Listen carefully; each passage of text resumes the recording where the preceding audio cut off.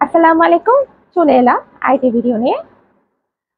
Bar council advocateship পরীক্ষা প্রস্তুতি বিষয়ে আরেকটি ভিডিও নিয়ে।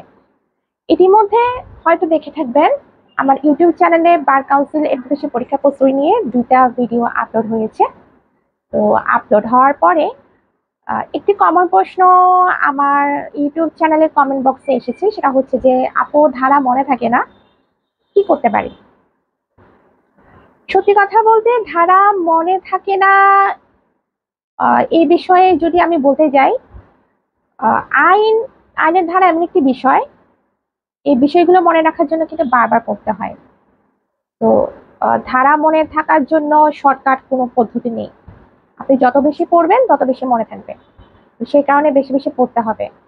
তো মেধার উপর ভিত্তি করে কারো হয়তো 7টা আইনের ধারাগুলো যদি 5 বার পড়া হয় তাহলে মনে থাকে, আবার কারো হয়তো 7 থেকে 10 বার পড়া লাগে। এটা আসলে মেধার উপর ভিত্তি করে। তো পড়া মনে রাখার টেকনিক কিন্তু এক একজনের কাছে এক এক রকম। কেউ আবার পড়া মনে রাখার জন্য লিখে, কিন্তু আমি দুইটা টেকনিক অবলম্বন করেছি। আমারও ধারা মনে থাকতো না, সেই কারণে আমি বেশি বেশি পড়েছি। আমি প্রথমবার ধারা যখন পড়েছি তখন কিছুই বুঝিনি। সেকেন্ড টাইম যখন আবার পড়েছি তখন অল্প অল্প বুঝতে শুরু করেছি। তৃতীয়বার পড়ার পরে মোটামুটি বুঝেছি। 5 বার পড়ার পরে তো ধারা মোটামুটি আস্তে আস্তে মনে রাখা শুরু হয়।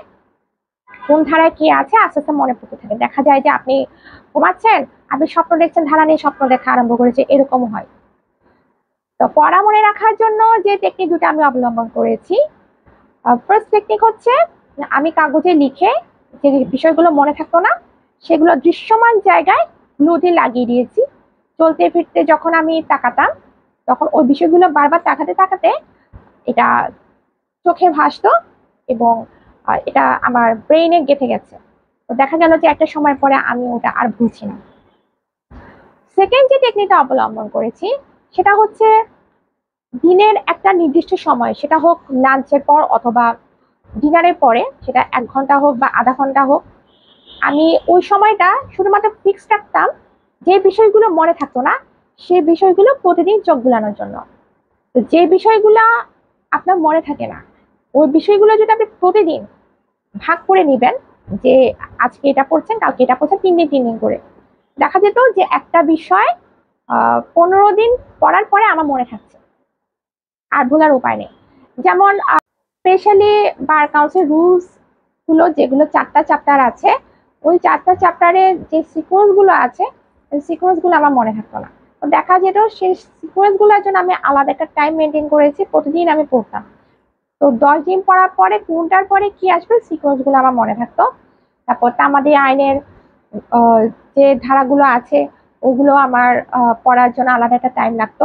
তারপর এছাড়া যে ধারাগুলো আমার মনে থাকতো না, একদমই মনে থাকতো না কোন ধারায় কি আছে, তো সেগুলো আমি ভাগ ভাগ করে একটা কাগজে লিখে দিয়েছি যে কোন কোন ধারাগুলো আমার প্রতিদিন পড়তে হবে। তো টাইম ভাগ করে আমি সেগুলো পড়তাম। তো আপনাদের যদি মনে হয় সুবিধা অনুযায়ী আপনারা যে কোনো টেকনিক অবলম্বন করতে পারেন। তবে আবারও বারবার বলছি, পড়াশোনা করার কোনো শর্টকাট উপায় নেই, পড়া মনে থাকার কোনো শর্টকাট উপায় নেই।